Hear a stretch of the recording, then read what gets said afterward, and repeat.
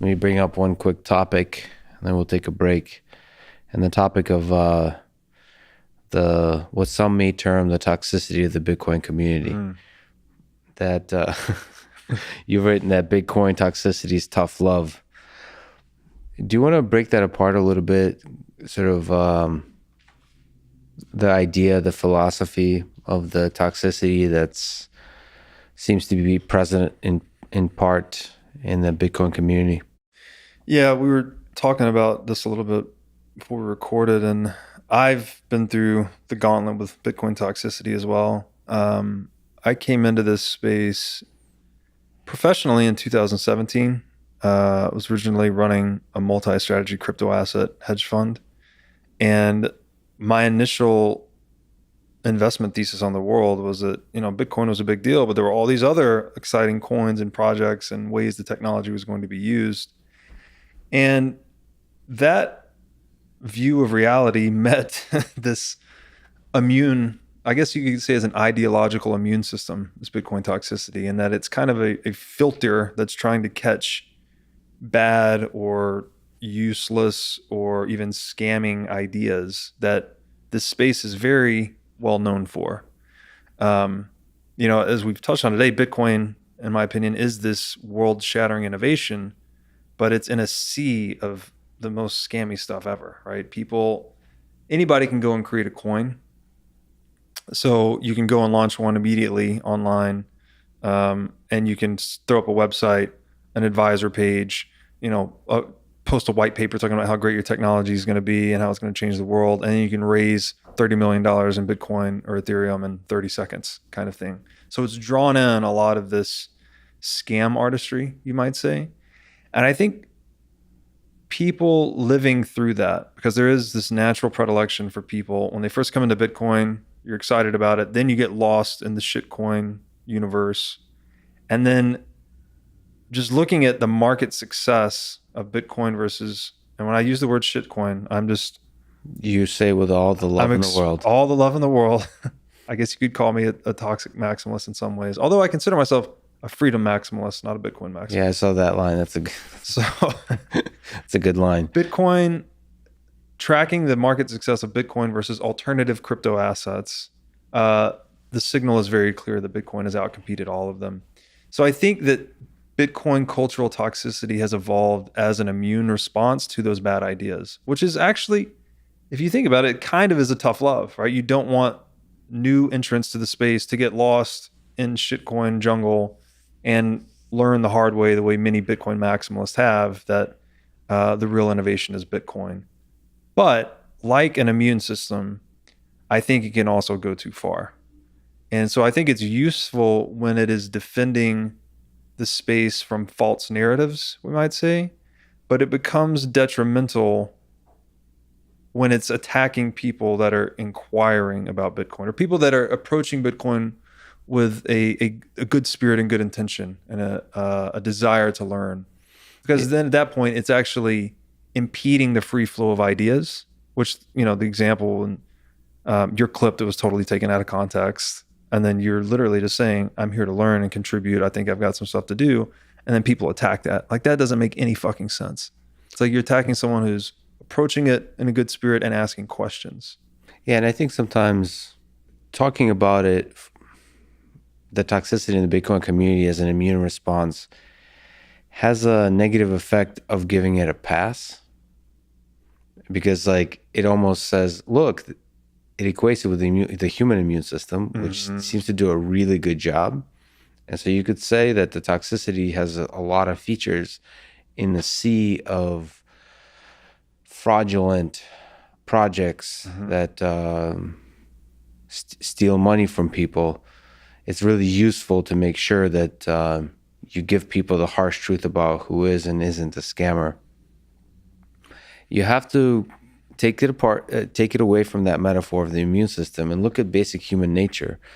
And human nature can go to some dark places, which is, it's sad to say that some people, maybe many of us can, enjoy for its own sake the toxicity, the mockery, the derision. And you stop being part of the immune system that makes a successful idea propagate and start being a sort of a destructive virus yourself. And that's something I think about because I am new to this particular immune system, but I've explored other immune systems. And I think you understand this world much better than me, but I tend to prefer sort of love as a mechanism for spreading ideas, to err on the side of love and kindness, and almost like open-mindedness in a way where you're constantly lowering yourself in the face of other ideas, constantly questioning yourself. But I think I understand that that might be more applicable in certain contexts, like maybe in the space of science or something like that.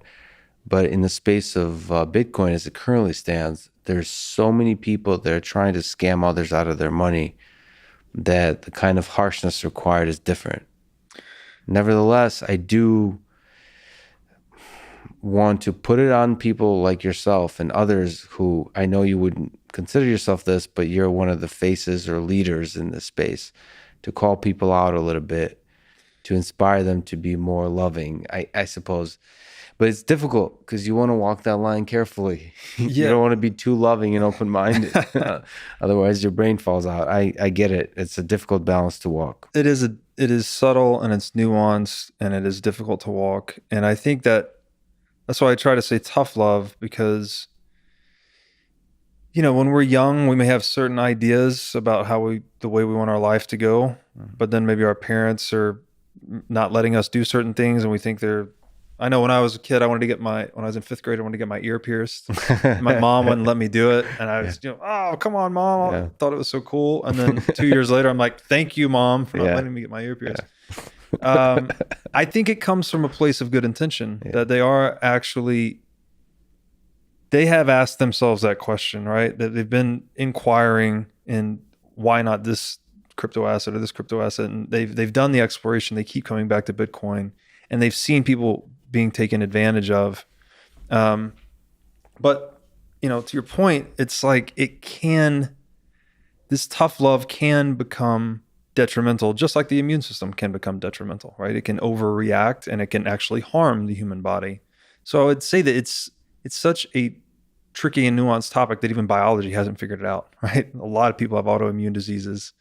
And then there's the other thing that we have this natural, I agree with you about love. I think love is like the deepest value. That's a whole nother philosophical thing, but we're biologically programmed to pay more attention to things that are adversarial or harmful, right? Mm-hmm. That's part of us protecting the meat suit, so to speak. So there is some maybe better delivery method by being a little bit toxic to really get the point across. Mm-hmm. Like, hey, don't get lost over here. These things can hurt you. Really try to focus on Bitcoin. But the toxicity of that message, I guess it increases its ability to penetrate the individual, but it can also go too far. So it is it's interesting, but I almost to push back a little bit, toxicity is a funny word. I think maybe another way to say it is I brought up like Christopher Hitchens, and somebody who you might say is toxic or something like that, because he's basically an intellectual powerhouse who's also a troll. So he's constantly, it's like guerrilla warfare in the space of ideas. He's very harsh in his disagreements and criticisms, but it's done with incredible grace and skill and poetry. So we could use more of that. We could use more of that. So toxicity, just like these are just words. They can mean a lot of different things, but disagreement doesn't have to be done with love, but it should be done with skill if it's to be effective. So there's a lot of ways to be effective in guerrilla warfare, but you want to learn how to shoot or whatever the weapon you're using and to do it well. Some people do it better than others, and it's worthwhile to learn to do it well. Again, I prefer love, but even love, just because you think you're communicating a good idea which you very well may be, doesn't mean it also doesn't require skill to do the communication well. Whether it's disagreement and harsh or more agreement and loving and so on. Yeah, I think very fundamentally that all of our decisions, we alluded to earlier that every decision is an expression of value, right? Every action we take, they ultimately come from fear or love. Fear would be something much more in the biological domain, where it's like we're trying to protect ego, we're trying to behave selfishly. This is the domain of sin, I don't know all the sins: gluttony, greed, sloth, wrath, lust, pride, envy. Like, these are all selfish behaviors. Whereas something like love it's morally superior in that it's more selfless. I don't know that we can properly define love with words at all, but I would say maybe like selfless action could be kind of a generalization of it. And that way, it is really hard. To your point, it's hard to love in a world that has a lot of conflict that might make you fearful if you're really focused on your meat suit. But if you're focused on the bigger picture and you're focused on others and legacy and life, that there is a way to do it. And that's why I actually think Christ, that is the highest moral aim, right? Mm-hmm. He met all of the vitriol in life, betrayal, hate, violence. He met it all with love, and he met it with compassion.